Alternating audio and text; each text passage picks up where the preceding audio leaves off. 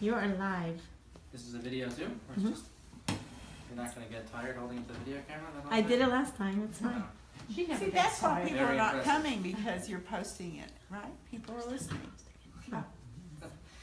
Anyway, thank you for the opportunity. Quite the privilege.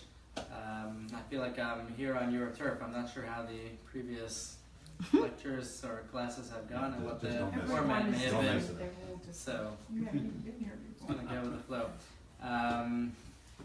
The Tomer Devorah's own writings here are just about 2 pages in the Hebrew. Does that copy have the Hebrew too? Yes, but I'm not sure where we are. Let me take a look and I'll see if we could be on the same page, so to speak. You're in the right place. Phyllis was right. I told you. She always is right. She always knows where we are. Yeah. Always. So Yeah, you do. When I get lost, start you over always there, know and where there's we the are. English. And I it was goes looking over at to your the book. higher page numbers. I knew that. You see that which side is which? I get lost a It's lot. the opposite of the article, right? Anyway, so the topic of Midah number 7 is Yashuv Yerachamenu. I imagine that being up to chapter number 7, it's already been discussed that the Tomer Devorah is based on the 13 characteristics of mercy, the 13 attributes of mercy that are referenced in the pasuk in Micha. The prophet Micha wrote in this pasuk a reference to 13 different midos, and the 7th one is Yashuv Yerachamenu. Literally translated, that means that after we do tshuva, Yashuv, after we do tshuva, Yerachamenu, Hashem will have mercy on us. Just on the side, this was something that I myself was just becoming aware of.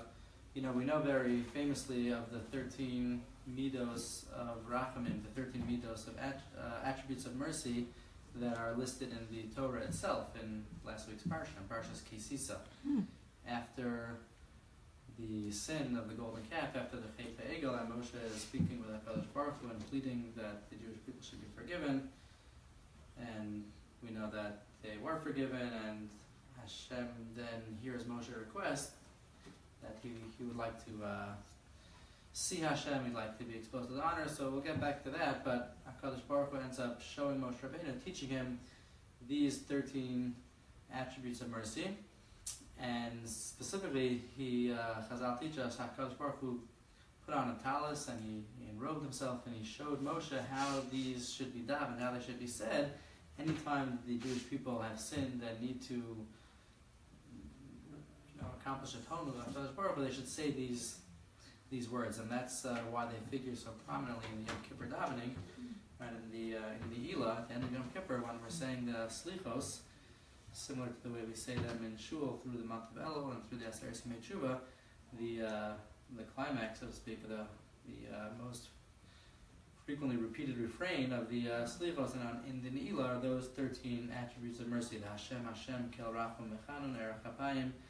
So those are not exactly the same 13 midos of Rachum and the 13 attributes of mercy that this Sefer, the Tomer Devorah, is based on. He bases it on the pasuk in Micha, which I don't know by heart, but it's not the same terminology. So there's some discussion, and I myself am not so clear if the pasuk in Micha is kind of like lined up with the 13, then it has each one of the 13 in Micha has a match from the 13 that are in the Torah.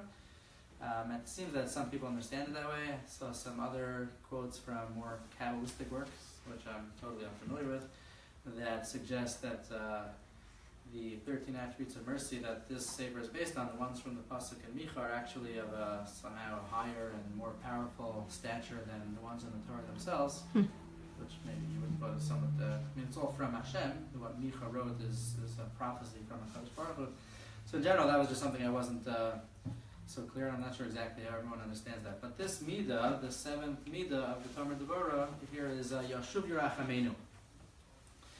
And essentially what it focuses in on is how HaKadosh Baruch Hu relates to us, and by extension how we want to relate to other people, after having had some kind of negative experience, after we've been on the receiving end of some kind of hurt or pain or damage from another person, and as we ourselves often subject Hashem to, so to speak. What comes next? How does that impact our future relationship with Hashem? So, Yashuv Yerachamenu means that HaKadosh Baruch Hu, assuming we have done Shuvah, the word Yashuv is the same word, essentially as Teshuvah. If we've accomplished the Teshuvah, then Yerachamenu, HaKadosh Baruch Hu has mercy on us, and He treats us as mercifully and as kindly and as generously as He always treated us, even before we ever sinned. There's a Gemara in Brachos, I believe, which takes this concept even further. And it says the following, you may have heard of this before.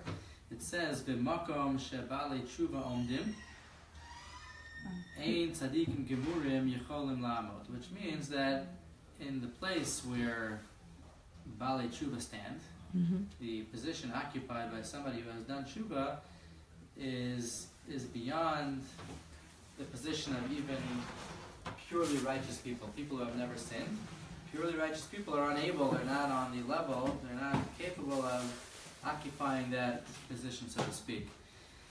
So, as the Maharsha, one of the commentaries in that Gemara from a few hundred years ago, comments that this Gemara is obviously difficult to understand. He doesn't say these exact words, but he says something to the effect of, it crashes on the ears. It's not easily understood. How is it comprehensible that a person who has erred and has done faith, which is fine, and then done tshuva, how could he be on a higher level, even more precious to and closer to Hashem than a person who is a tzaddik? It's a difficult statement of the Gemara to understand. Hopefully we'll see here how the Tomer Devorah understands that statement. The Maharsha notably does not agree to the Tomer Devorah's understanding of that statement. He has his own take on it. But that statement of the Gemara really kind of exponentially magnifies this concept of Yashuv Yerachamenu. Yashuv Yerachamenu is saying something pretty impressive on its own right, which is that even though we have sinned, if we do tshuva, HaKadosh Baruch Hu takes us back and treats us equally to prior to the sin. We're no worse for the wear, so to speak. But the Gemara is going exponentially further and saying pretty clearly that somehow the process of sin followed by repentance, followed by tshuva, somehow elevates us to a position which is even above and beyond anything that the tzaddikim gemurim are in. So what is that all about? So does that mean that Hashem doesn't have mercy on us unless we do tshuva? Like, don't they? Does he think? That's an excellent question. I think my gut tells me, and everything I've been exposed to says no. That's not the case. Of course, Hashem has bountiful mercy on us even before we have done tshuva. In fact, in the Mesilas Yesharim, one of the Musar works that we lean on heavily, that's a big part of our approach to Musar. He talks about this idea that tshuva is not purely just. It's not based on pure justice, nor is it based on pure mercy. There is a balance between the two. And he essentially, I believe, says that the merciful aspect of tshuva is that we're given time to do tshuva, even though perhaps we don't deserve the time. Maybe if we've erred, we should immediately need to face the consequences of our errors, yet Hashem gives us time to accomplish the tshuva that we hopefully will. So that's even an example of mercy that's coming prior to the tshuva by definition. And he talks further about the fact that we consider the akiras haratzon, the reversal and uprooting of our interest in the sin, which we obviously had at the time. We chose to do it, but then we changed our mind. We realized it was a mistake. That Hashem considers that to be an uprooting of the actual deed, even though we know, of course, there's no such thing. A person can't undo what he has done. Sins can't be erased in that sense. So that's another aspect of Hashem's mercy. So I would say, yeah, there's clearly mercy from Hashem even prior to tshuva, but what the Pasuk in Micha might be highlighting is that the tshuva allows us to receive the full measure of mercy that we were receiving from Hashem even prior to the sin. Whereas perhaps if a person doesn't do tshuva, then maybe that level of mercy wouldn't be quite as complete as it once was. So we have these two concepts, right? That there's a tshuva enabled mercy that we could expect from Hashem. That's at least as good as what we had before the sin. And number two, the Gemara in Brachos goes even further, that it's something which puts these Bali Tshuva, which we all hope to be, we hope that at least we could say that we've done Tshuva for our sins, puts us in an even higher and loftier position than Tzaddikim Gimur themselves. There's Gemara in Brachos, which maybe we can take a look at, hopefully as we begin to try to understand that better. The Gemara in Brachos talks about something you may have seen in one of the Shabbos Miros on Friday night. In Menucha V'Simcha, there's a phrase, Ki V'ka Hashem Tzur Olamin. I hope you won't ask me to sing it, because I like that song. Beautiful song. Just you want to hear it from a better singer. So, Ki V'ka Hashem Tzur Olamin. The rough translation of that is that with Ka, the worlds were formed. So, Ka, Yud Hey, which I'm not pronouncing it as it's written, because that's one of the names of Hashem, is the name of God. So grammatically, the Gemara points out, you would have expected not to see the Beis at the beginning, because the Beis is a prefix which means with, or in. So it's almost as if the pasuk is saying, Ki, because, Bika, with Ka, Tzur Olamim, the words were formed. So what does that mean? With Hashem, the words were formed? I mean, Hashem, the worlds were formed? Hashem formed the worlds, but what does it mean that it's with Ka, the worlds were formed? So the Gemara explains that the pasuk, it's actually a pasuk in Shir HaShirim. Many of the Zmiros and other things that we find are not original compositions in the purest sense. Of course they are original, but they used phrases and terms and words which are in the Psukim and in Chazal, and they created the songs out of those words. So here, this is a good example. This phrase, Ki V'ka Hashem Tzur Olamim, is a pasuk in Shir HaShirim, and the Gemara in Brachos explains that the pasuk is saying as follows: the worlds, meaning this world and the world to come, that's why it says Olamim, the worlds. The worlds were formed with Ka. The letter Yud was, whatever this means, used to form one of the worlds, and the letter Hey was used to form the other. Hashem formed each of the worlds with a single letter. Hey formed one world, and Yud formed the other world. Again, I can't really explain to you more than what I already have, what that means. The Gemara goes on to say, so which world was which? Which world was formed with a Hey, which world was formed with the Yud? And it brings in other indications that the world that was formed with a Hey is our world. Olam Hazeh was formed with a Hey. Now, the question is, even though we can't easily understand what it means, the world was created with a Hey, but what was the point of it anyway? What does it mean to us? Why is it significant to us that the world was formed with a Hey? So the Gemara goes on to say that it's the shape of the letter Hey that teaches us an important lesson about tshuva. So before we even go on to see what this lesson is, I thought it was noteworthy. Just pause and appreciate for a moment that HaKadosh Baruch Hu chose the letter Hey to form this world with, so that we could learn a lesson about tshuva from the letter Hey. Now, somebody might think, myself included, that tshuva is one of those kind of necessary evils in the world. I mean, it's great that we have it.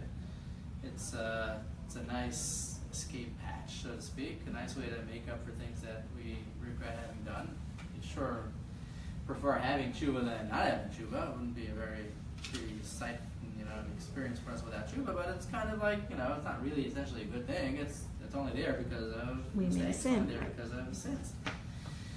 But it's here, and I think indicated that tshuva is part of the fabric of the world. It's a treasured part of the world and something we're proud of. This is something that HaKadosh Baruch Hu built into the very way the world was created. Rabbi Pach shared with me a mention of another Chazal that really illustrates this point. In the Midbar, the 12 Shvatim were placed in a squarish formation with the Mishkan in the middle, and the Psukim actually at the beginning of Parashas Bamidbar tell us which direction or on which side of the compass, so to speak, the different tribes were. So the eastern side held 3, southern side held 3, the western side held 3, and on the northern side held another 3 Shvatim. Levi was in the middle. There were 13 altogether, including Menashe and Ephraim. So there were 12 all around. Levi's in the middle. And the Ramban talks about why the particular Shvatim were placed on those particular directions. So on the eastern side, I believe the pasuk says we had Yehuda in the middle.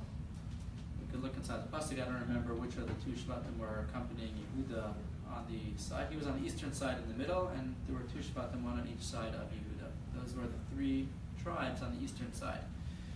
Reuben was on the southern side, I believe, and he also had 2 Shvatim on each side of him. And then Binyamin was on the western side, I believe, in the middle with 2 Shvatim on the side. I think it was Dan that was on the northern side. I hope I'm not making any mistakes in the details, but that was the basic setup. And the Ramban offers one of the many pshatim that we could find in why these Shvatim were chosen for each of their sides. And he explains that the eastern side is where the sun comes up. That's where light comes into the world. And Yehuda is Malchus, and the other Shvatim, I think it may have been Yisachar, was one of them, symbolized Torah. So Torah and Malchus, our royalty and the Torah, are 2 of our most precious and dearest aspects of Yahadus, of our Yiddishkeit, and that is part of what brings the light into our lives. So they're on the eastern side because that's where the sun comes up, that's where the light comes in. On the southern side, I think it was, he said, is Reuben. Reuben symbolizes tshuva, because Reuben made an error. Reuben took his father's bed and he moved it to his mother's area away from Rachel. There was an error in that. Ultimately, we know he did tshuva, but it cost him the birthright, it cost him the bechorah. But the process, that aspect of Reuben's life, the back and forth, his sin and then his tshuva, makes him the representative of tshuva. And therefore they go second, because the order is east and then comes south, back to west, and then the northern part is the last. So he's second. And then third, on the western side, we have Binyamin. Binyamin symbolizes the Beis HaMikdash, because Binyamin was the Sheva, was the tribe in whose area the Beis HaMikdash is built. Yerushalayim is in the area belonging to Sheva Binyamin. So Rabbi pointed out that you would think that, again, Tshuva would not be second. You would think that the Beis HaMikdash would be number 2, maybe even number 1. You'd have Torah, Malchus, the Beis HaMikdash, and then, okay, Tshuva would be somewhere, afterwards, maybe, a necessary evil, so to speak, or a necessary unpleasantry, something you gotta have, but it's not. And he brought out from there the same idea that I think you see from the use of the letter Hey being, chosen for the creation of the world. Tshuva is a regular part of our lives. Of course, we hope to not do any averos. We try not to do any averos, but it's kind of understood. HaKadosh Baruch Hu created us in a way, and He knows that we're going to do things that we regret. Hopefully, we'll regret them at least.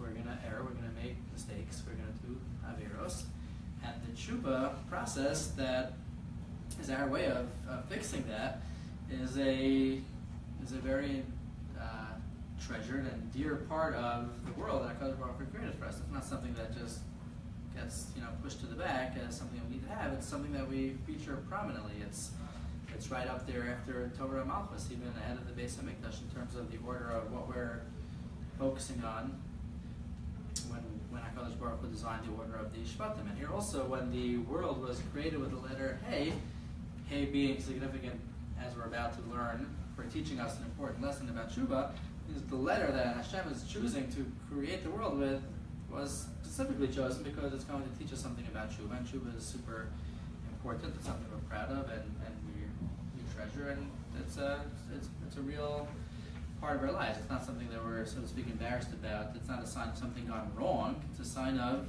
this is what we're all about. So the question is more, on the top here, what is this lesson of Tshuva that the Hey teaches us? So the letter Hey teaches us a lesson by virtue of its shape. We all know what a letter Hey looks like, but just could describe to you what the Gemara is about to say. Printed up a letter A. My computer didn't want to make it bigger than this. I apologize.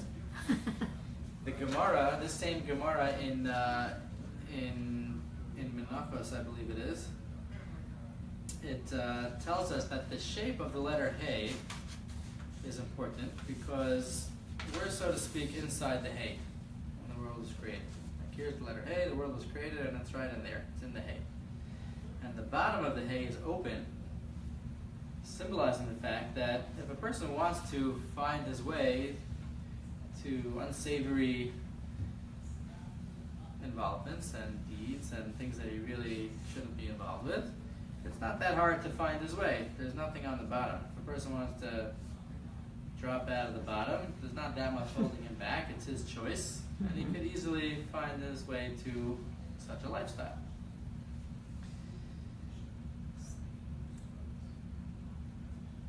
The upper opening, this small opening where the leg of the hay comes up near but does not actually reach the roof of the hay, that symbolizes the place where when a person does tshuva, he could come back in. Why is it so small? The Gemara asks, why do you need another opening on top for the Baal Tshuva to come back inside? Why can't he come back in the way he left? That's the Gemara's question, which it's asking really to bring out this lesson. And the Gemara explains that that wouldn't work. Now the Tomer Devorah explains to us why wouldn't it work. The Gemara is not as elaborate in its explanation. There's a Rashi there, and I was doing a little bit of research, but it's not exactly clear from the Gemara itself what it means that it wouldn't work for the Baal Tshuva to come back in through the same way that he left. But the Tomer Devorah explains, and in fact he dedicates a fair portion of this chapter to explaining why it wouldn't work. And essentially what he says is that the tshuva process is a difficult one if it's done properly.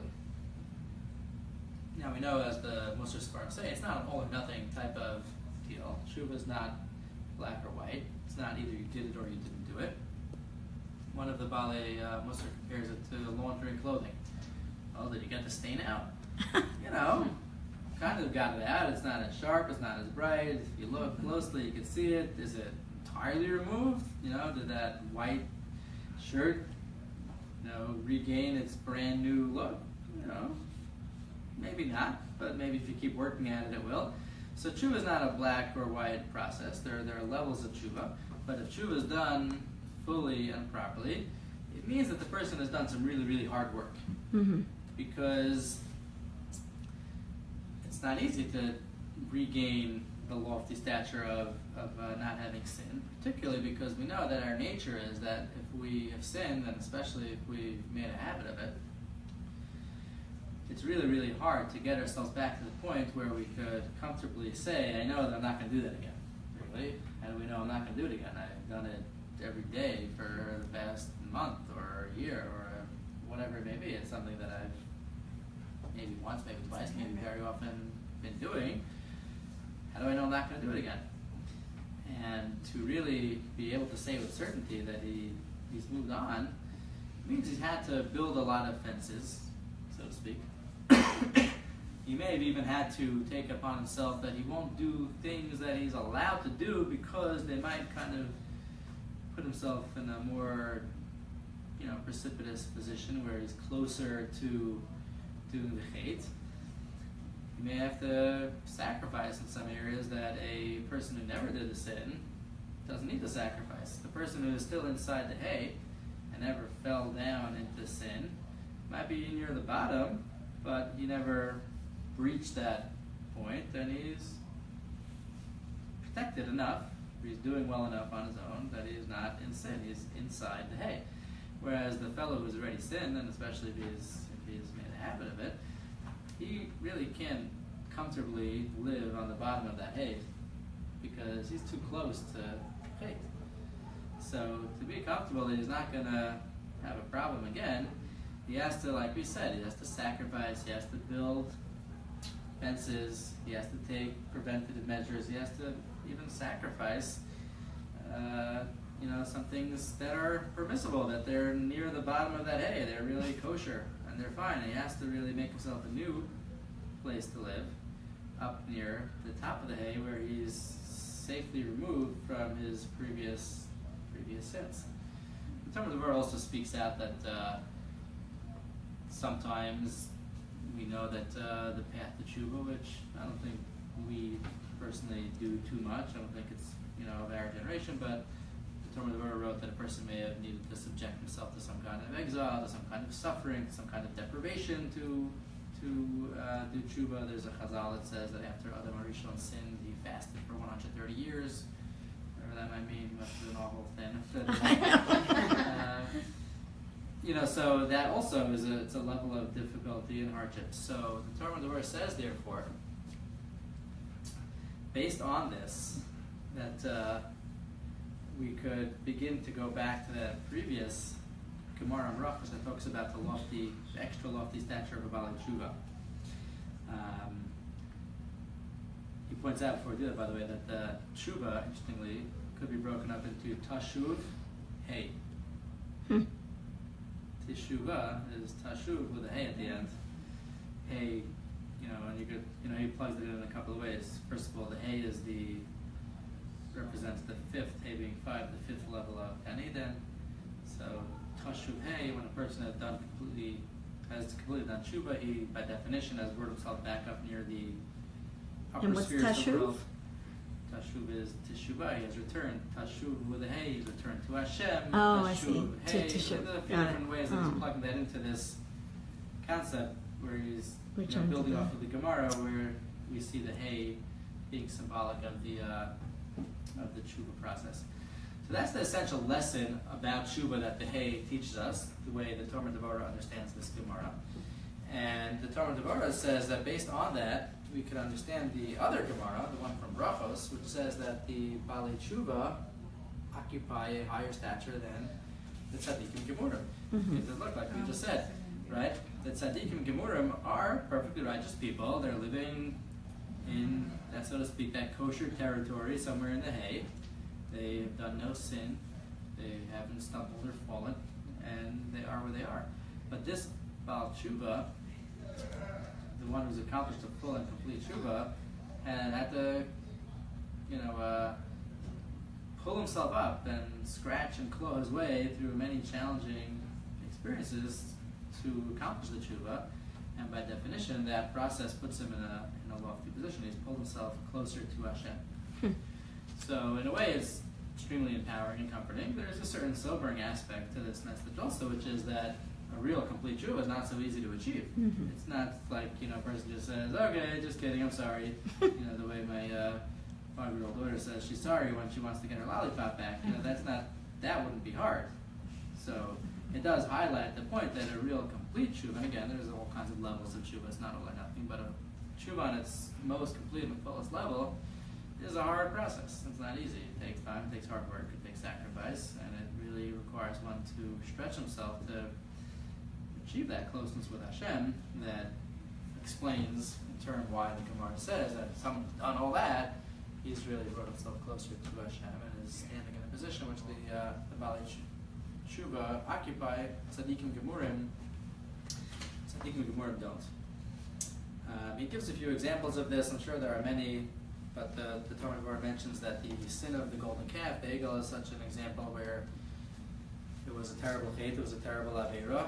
Coming out of the Aveira, the tshuva process created the concept of Elul and Yom Kippur, which are certainly very special to us and very important to us. Those are gifts, so to speak, that HaKadosh Baruch Hu gave us as part of the tshuva process. We were doing tshuva for the sin of the golden calf, and part of what came out of that was we have this month of Elul where we come closer to Hashem, where we have a special opportunity to do tshuva, where Hashem makes himself more readily available for tshuva. And of course Yom Kippur, where all of our sins are cleared off the slate if we do the avodah of Yom Kippur properly. So those are wonderful things, so to speak, that came out of the tshuva process. The Tomer Devorah is using that to illustrate this point, really, that he started off with, of Yashuv Yerachamenu, that when we do tshuva, HaKadosh Baruch Hu is at least as merciful, if not more merciful, with us than we were going in. So that's the midah of Hashem. Now, practically speaking, the whole theme of the Tomer Devorah is to get to know the midos of Hashem's mercy better, and then find ways to apply them in our own lives. So here's where things get a little bit tricky, a little bit dicey. We, of course, encounter situations where we feel, and often, I'm sure it's correct, that people have wronged us. People have perhaps said something to us that was painful. Perhaps people have... Come on. Have to put away your safe. We can take it. Okay. People have maybe damaged our property, compromised our job prospects, embarrassed us in front of our peers, said painful things to us, have been ungrateful. I mean, there's no end to the list of things that we've probably all been subjected to. And of course, maybe speaking for myself, I've just subjected other people to. But, we live in a little bit of a rough and tumble world, and we get bumped around, and people do hurtful things.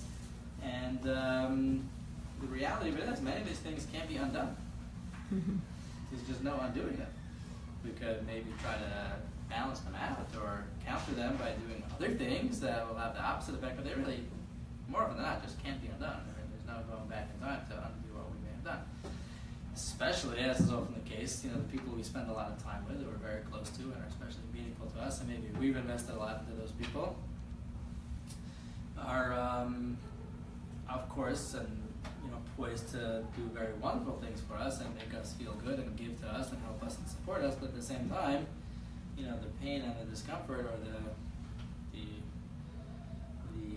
hurt that comes from something that such a person may do to us is even higher. And the person who we care about, who we've given to, who we trust, and is a meaningful part of our lives, and sometimes even a small slight. These things can be painful, and they can't be undone. So how do we accomplish what Hashem could do because He's Hashem, right? So we know that Hashem is merciful to us after we've done tshuva, but how do we plug that in? We're not right here. The goal is not to be kind to Hashem. He doesn't need that from us. We have to turn around and do that for other people. But how do we actually go about doing that? What will be the strategy? And if you want to take the next level, the challenge grows even greater. How do we, how do we take a situation where somebody who we may care about, or even if we don't, has hurt us in a meaningful way, and we're still carrying that around, and just let that go to the point where we could regain our previous relationship with them and be as merciful and open and generous with them as we were before. Certainly, actually, be even more merciful and even closer with that person. It's nice to say that, when in the God-person dynamic, it came through the person's hard work of tshuva. So when that person has wronged me, does all that hard work and makes me feel better, so then, I'll be like Hashem, but first you got to do the hard work. I don't think the Tomer Devorah understands it that way. I don't think the Tomer Devorah says that in our mission to emulate Hashem, what we should do is just sit back and see if the person becomes a Baal Tshuva, and then if they do, then... Now, again, I think even the Tomer Devorah agrees that we have to be realistic. If a person is continuing to hurt us and is not recognizing that they're hurting us and is callous to our feelings, I don't think the Tomer Devorah feels that we're expected to even have a relationship that's as open and as positive as it was before. If they're not accepting that and they're continuing to hurt us, then I would think that he may even speak that out. That's a different story. That's a different thing. But assuming a person has expressed interest and in renewing an old relationship and bringing things back to par and going back to the way it was, so how do we do our part? How do we emulate Hashem? How do we say, okay, fine, it's not reversible and they did X, Y, and Z to me, but I'm going to regain our old dynamic. How do we do that? So I think that one aspect of our strategy could be to appreciate that usually the greater the harm involved, the greater the pain involved, the closer we are to the person who caused the harm. I think it's easier for us to let it go when we're driving down the highway or at a ball game or we went out to eat and somebody who we don't know and certainly don't have any reason to respect them says something unkind or, you don't know how to drive, or where'd you get that shirt, or it doesn't. Okay, whatever. So the guy's now in their life. Maybe let it go. So maybe an extra beer or something. It's easy to let it go. But it really starts to hurt when it's coming from somebody who means a lot to us. A close friend or somebody really meaningful says something or does something. That's where it really lingers. I think one strategy I think that to focus on, and actually if you take a look at this sefer, which Mrs. Rose shared with me as a story, which I'm not going to give you all the details of, I'll let you read it for yourself, but he brought out a point, I think this was his point, if not, I'll take the credit for it. I think we all realize that we really want our relationship with that person to go back to the way it was. Nobody wants to have a compromised relationship with somebody they care about. So, even though that's kind of obvious, and I think if we'd ask ourselves that question, we would know the answer, but I think it could be helpful if we just focused on that for a little bit and say, look, yeah, the person wronged me, and I have every right to feel hurt, and I am hurt, but where do I want to be? Again, we're talking about a person with, who has hurt you, but they've shown they want it to be fixed. They want it to be better. They may have not done anything about it, or at least not to your satisfaction, but they want it to be repaired. They want to bring things back to the way they were. So the first question I would try to focus on and try to remind myself about, and I could relate this being something that would need, repeated and frequent reminders, is, what's my end goal? What do I really want to see happen, even in my own best interest here? Who am I helping by not fostering a regrowth of the original dynamic, and who am I hurting, or who am I helping if I do, right? So we're really the biggest beneficiary, especially if we're dealing with somebody we care about, to trying to get things back to the way they were. So that's kind of like a selfish way to look at it, but I think it could be helpful because I'm not really so much trying to do you the favor of being merciful to you, but by recognizing your interest in being forgiven and in fixing things, let me try to help myself. Maybe it's a little bit of what we call shalom lishma. It might be not the most pure of intentions, but I would consider it to be well worth it if we could use that kind of selfish motivation to say, look, I'm in a close-ish or somewhat involved relationship with this person. They did hurt me. They're indicating they want to make things better. I don't necessarily think that they did it to my satisfaction, but I want to fix things because I'm going to be a happier, more content person if I could, get back into a place where I was with that person. So that's number one.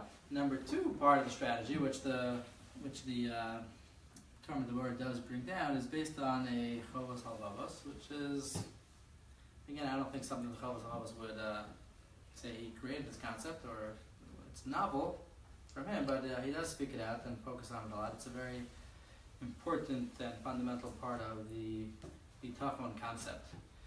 Right? We know, says the Chovos Halvavos, that ultimately nothing happens to us without the will of God.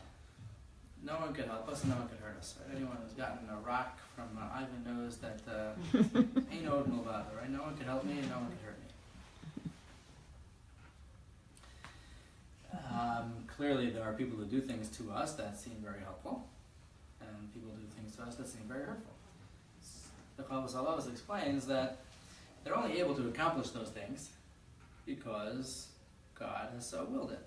So if a person takes a rock and he throws it through our brand new painting that we have hanging, it's true they've done the physical action of hurting us and preordained that should happen to us. Same thing with helping us, right? A person may have helped us out when we were in a time of need. Maybe somebody gave me a loan or gave me some tzedakah or gave me a leg up in business. Seems like they did a really nice thing, and they did. They chose to be very, very helpful, and they're going to get very, very large amounts of reward for making that choice to be helpful. But what they're really going to be rewarded for is the fact that they made that choice. The actual help that they gave us would have come our way regardless of whether they made the choice or didn't. If it didn't come from them, it would have come from somewhere else. Right? Kind of the way that Mordechai told Esther, if it's not you, it's going to be someone else. But you should take that opportunity. 100%. And same basic concept is very relevant to the upcoming Chag of Pesach. Right? We know that the Mitzrim, the Egyptians, were punished for what they did to us. One could say, well, why were they punished? It was preordained that the Jewish people would need to go through the crucible of Egypt to form into a nation. That was the will of God. So they're doing the will of God. And they're punished for their choice to be the messenger. No one asked them to be the one to deliver what God needed the Jewish people to experience, and they're held liable for that. Was it going to happen anyway? Yeah, it was the will of God. We knew, right? It was preordained. Hashem told Abraham, your children are going to go down into 400 years of bondage and servitude, and it was going to happen regardless of whether the Egyptians chose to do it. It wouldn't have been them. It would have been somewhere else. The reason why this concept is so relevant to what we're talking about tonight is, as difficult as it may be, if we could bring ourselves to a fuller, hopefully entirely full and complete level of believing this and really internalizing this, then we would know that somebody may have chosen to hurt us or have been careless enough to hurt us, but the actual hurt was coming our way regardless. The actual hurt was going to happen. If it wasn't going to happen, then it wouldn't have happened, even though they did choose to do it to us. So if our friends chooses to say something snide about us, or if somebody chooses to, hurt me in business or anything else you could imagine, true, they did choose to do that, and they will be taken to task for that. But in terms of the actual damage, the actual pain, it was going to happen anyway. Even if that person had faced their nisayon and done what was correct, and they chose not to say those hurtful words, they chose not to hurt us, we would have been hurt by somebody else. We would have suffered some kind of insult from some other source. And what that does is it makes their hurt against us reversible, in a sense. Because if you think about it, if you split the actual damage from their interest in damaging us, you'll see that the part that they, so to speak, did to us is reversible. They wanted to hurt us, or they were being careless, and they didn't think about being encouraging and positive. Okay, but now they're changing their mind. They're coming back and saying, I'm sorry, I regret that. I shouldn't have done that. I shouldn't have said that. Let's make up. So they're reversing their state of mind, so to speak. They're reversing their disinterest in your well-being. They're reversing their interest in hurting you. They're not able to reverse what they did to you. But for that, the Tomer Devorah points out, it's not really them who did it to you anyway. It was going to happen regardless. So the choice to hurt you, they're kind of taking away. They're saying, if I had to do that again, I would never do that. And if they really mean it honestly, and they really want to wish they could go back in time and change their choice, so that in a certain sense you have the opportunity to say, hey, we were great friends, we were so close before, let's go back to the way it was, because you totally reversed your disregard for me or your interest in hurting me. But what about the fact that you actually did cause me pain? Well, that wasn't you. That was coming my way anyway. Hashem had preordained that I was going to experience that tough time, that bump, that whatever it may be. That was going to happen anyway. So if you, and this is no easy feat by any means, but if a person could focus on that strategy of, let me separate their choice to hurt me from the hurt which they actually caused me because it was coming anyway, let me just focus on, what do they think about me? Do they want to hurt me? Well, right now they're saying no. They're saying they want to regain that original closeness, so maybe it'll be easier then for me to say, look, I'll let it go. And he says, by way of example, sometimes we cause ourselves hurt, right? Or let's say a person does something silly. They're about to go out to an event. They got a brand new suit or a dress or something, and they ruin it. I wasn't careful. I went out the door, and I knew I should have put that nail back in. I was lazy, and I didn't put it back in, and I just tore my brand new suit. Right? If it would be your husband who didn't put the nail in and you tore your brand new dress, then it would be, he hurt me or he wasn't, considerate. But if I ripped my suit on it and I was the one who forgot to put the nail in, that just happened to me this week. Then we're kind of forgiving with ourselves, because you say, look, okay, so it was meant to be, my suit was meant to be ripped. And we give ourselves a lot more space. The Chovos HaLevavos' point about all of these experiences being preordained allows us, kind of in a mathematical sense, to put other people into that protected bubble that we treat ourselves to.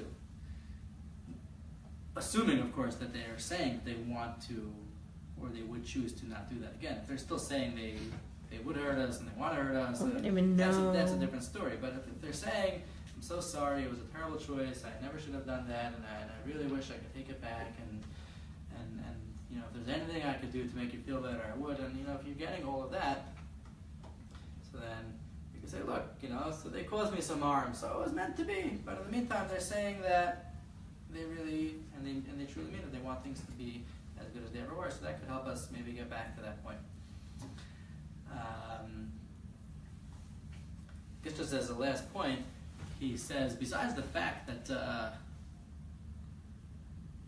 whatever we could accomplish in this area is really self-serving, and it's in our best interest, it really does us as much good as anyone else if we could regain that positive relationship with other people. Besides that, we should also appreciate, and this is true really for all of the midos that the Tomer Devorah discusses, that we are what he calls, what Chazal refer to as an olam katan. Mm-hmm. We are a small world. If you're studying the Sefer overall and you take a look at the appendix in the back, he has an appendix called Olam Katan. Mm-hmm.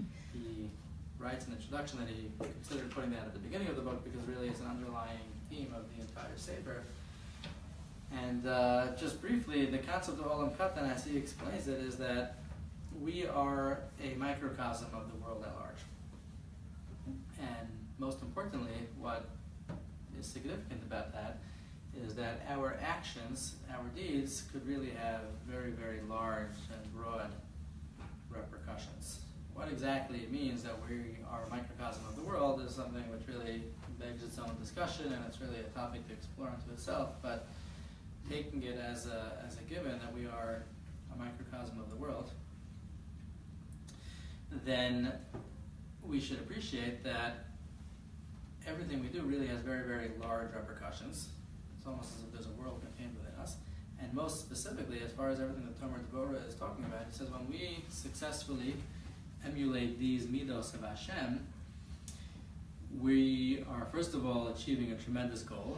We really are meant existentially to emulate Hashem. That's what we're here for. But not only do we have that knowledge that we've just achieved such a great thing, he says we also are activating the corresponding midah from Hashem. Mm-hmm. So it's almost like he's saying that on some level, the midah in question is not fully active on Hashem's end. Meaning Hashem is using maybe some of that midah, or he's using that midah to a certain degree. Maybe he would say not at all, I'm not quite sure. But certainly when we could internalize and actualize and bring that midah into our own lives, we are triggering, and we're, so to speak, turning on that midah so that Hashem will use it. And it's not only true that we trigger and activate that midah vis-a-vis our own lives, that Hashem will use it for us, but it could even be that we are activating that midah from Hashem in a way that He will share it with the rest of the world. And he quotes a medrash from Bereshis Rabbah, which tells of the following story. It's brought down in the medrash. There was a terrible drought in the time of Rabbi Tanchuma, one of the Tanoim, I believe, in the time of the Mishnah.